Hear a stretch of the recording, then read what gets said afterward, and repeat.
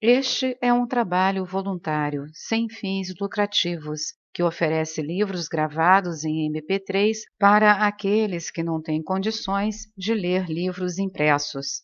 Para ouvir este e outros livros gratuitamente na íntegra, acesse nosso canal e leia as instruções na aba Sobre.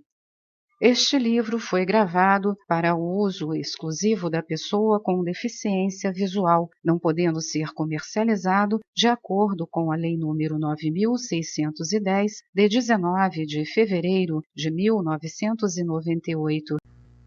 Mantendo-se sereno e sem paixões, não há dúvida que à medida que os dias passam, a pessoa entra mais e mais dentro daquela influência que é a essência da vida, e algum dia o discípulo será surpreendido ao descobrir quão maravilhosamente ele cresceu, sem conhecer ou notar o processo de crescimento, pois verdadeiramente a alma, em seu verdadeiro desabrochar, cresce como as flores, inconscientemente, mas ganhando em suavidade e beleza ao embeber-se da luz solar do Espírito.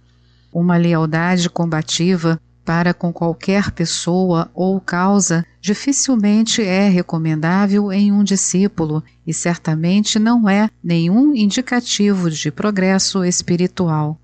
O primeiro passo, em quase todos os casos, tem o efeito como que de bulirmos em um ninho de vespas.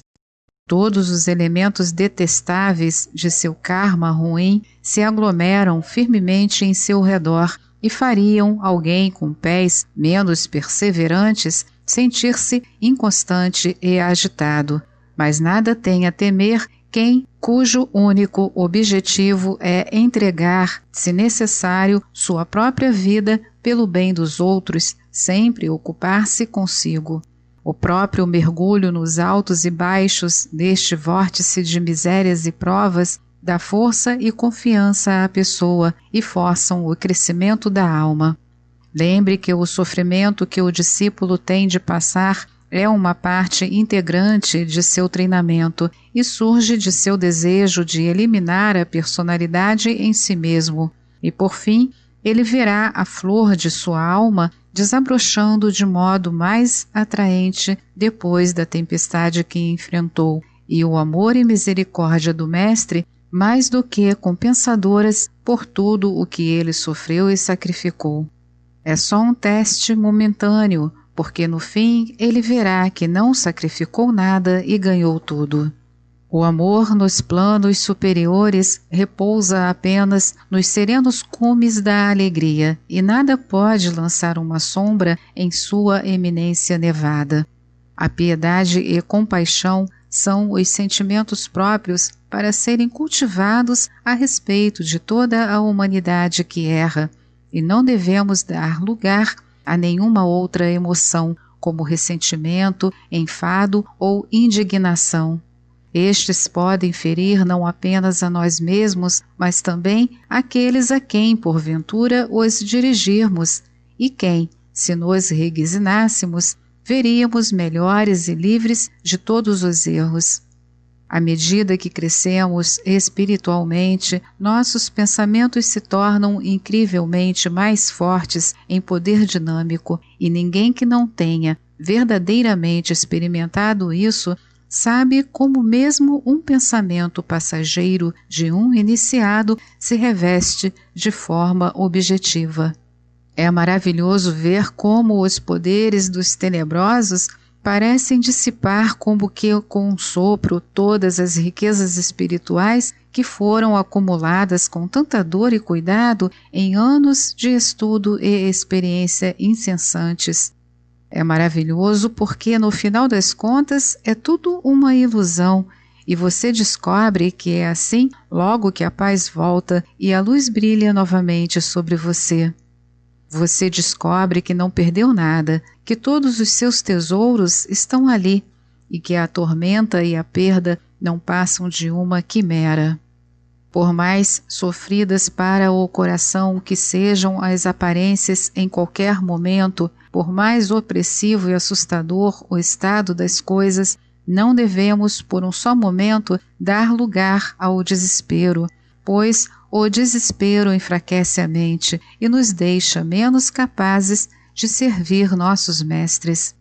Tenha como certo que os senhores da compaixão estão sempre cuidando de seus verdadeiros devotos e jamais permitem corações honestos e buscadores sinceros da luz permanecer sob uma ilusão por muito tempo. Os senhores sábios suscitam lições mesmo de suas vacilações temporárias, lições muito valiosas para o resto das suas vidas. É simplesmente nossa ignorância e cegueira que dá o aspecto de estranheza e incompreensibilidade ao nosso trabalho. Se passarmos a ver as coisas à sua verdadeira luz e em seus significados mais plenos e profundos, tudo parecerá perfeitamente justo e bom, como a mais perfeita expressão da mais alta justiça. Da lei da justiça e da compaixão, a lei do karma e do governo moral do universo, segue-se que não há, em todo âmbito da existência manifesta, uma só gota de dor e miséria a mais do que as absolutamente necessárias para os propósitos da mais elevada evolução. Também ficará claro, antes que sejamos coisas do passado, pelo menos para muitos da presente raça, que cada ato de auto-sacrifício de parte das mônadas humanas em evolução fortalece as mãos dos mestres e como que leva reforços para os poderes da bondade. Não seria de muito valor para nós se soubéssemos precisamente em detalhe tudo o que vai nos acontecer, pois não estamos interessados em resultados e tudo com que deveríamos nos preocupar é nosso próprio dever. Enquanto o caminho nos for nítido, é de pouca monta o que vem a suceder nos passos que dermos neste plano exterior. É a vida interna que é a verdadeira. E se nossa fé na orientação de nossos senhores for firme, não devíamos ter dúvidas de que quaisquer que possam ser as aparências nesta esfera ilusória, no interior tudo deve correr bem e o mundo prosseguirá em sua linha de evolução. Há conforto o bastante nesta ideia, há bênçãos suficientes neste pensamento, e só isto deveria bastar para nos mobilizar para nossos deveres atuais e nos estimular para outras atividades e trabalho mais estrênuo. Existe uma grande diferença entre quem sabe que a vida espiritual é uma realidade e o homem que só fala a respeito, mas não a percebe, que a busca e persegue, mas não inala seu alento fragante, nem sente seu toque especial. Há muito mais sabedoria nos mestres que velam por nós do que qualquer noção disto que possamos ter, e se apenas pudermos fixar nossa fé nisto, não cairemos em nenhum erro e estaremos certos de evitar muita preocupação desnecessária e mais do que inútil, pois não poucos de nossos erros podem ser atribuídos a excessos de ansiedade e temor, a nervos sobrecarregados e mesmo a um zelo excessivo. Você agora verá como a devoção de todo o coração é um fator poderoso na promoção do crescimento da alma, embora ele não seja visto e percebido no momento, e você não vai me censurar por lhe ter dito para deixar de lado todo o pensamento sobre fenômenos e conhecimento espiritual, poderes psíquicos e experiências anormais. Pois na serena luz solar da paz, cada flor da alma sorri e cresce, rica em sua cor, radiante e peculiar. E então, um dia, o discípulo olha com espanto para a beleza e deliciosa fragrância de cada flor e rejubila, e neste júbilo ele reconhece que a beleza e radiância emana dos senhores a quem ele tem servido. O processo de crescimento não é o artigo prostituído e detestável conhecido pelos intrometidos no pseudo-ocultismo. É uma coisa misteriosa, tão doce, tão sutil, que ninguém pode descrever, mas pode conhecer apenas através do serviço. Você experimentou algumas gotas das águas ambrosíacas da paz e nesta experiência encontrou força. Saiba agora e para sempre que na calma da alma é que está o verdadeiro conhecimento e que da divina tranquilidade do coração emana poder. A experiência da paz e alegria celestiais é, portanto, a única vida espiritual verdadeira, e só o crescimento na paz indica crescimento da alma. Os fenômenos anormais dão para os sentidos físicos testemunhos que podem apenas excitar a curiosidade e não promovem o crescimento. Devoção e paz formam a atmosfera em que a alma vive, e quanto mais se tem delas, mais vida sua alma vai ter. Assim, fie-se apenas nas experiências de seu eu superior como provas de seu progresso, bem como da realidade do mundo espiritual, e não dê qualquer importância a fenômenos físicos que nunca constituem, nem podem constituir, a fonte de força e conforto.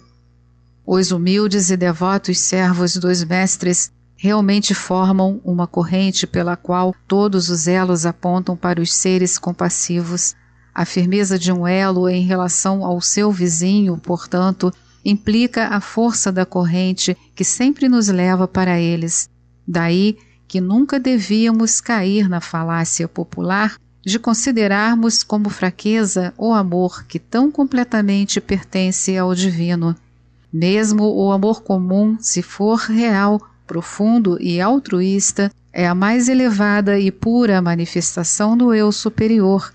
Esse cultivado no seio da pessoa consistentemente e com desejo de auto-sacrifício, por fim, a leva para uma percepção mais clara do mundo espiritual do que qualquer outra ação ou emoção humanas.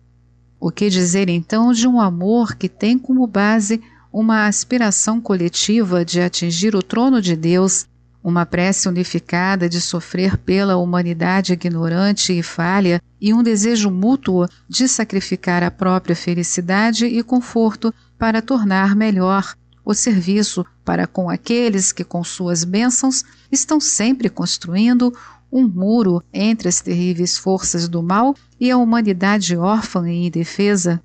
Mas as ideias do mundo são todas distorcidas pelo egoísmo e vileza da natureza humana. Se houver fraqueza no amor, não sei onde mais pode haver força. A verdadeira força não consiste em disputa e oposição, mas reside todo-poderosa no amor e na paz interna. Assim, o homem que se interessa em viver e crescer deve amar sempre e sofrer pelo amor. Quando o mundo, cego em sua ignorância e orgulho, fez plena justiça aos seus verdadeiros salvadores e mais devotos servos?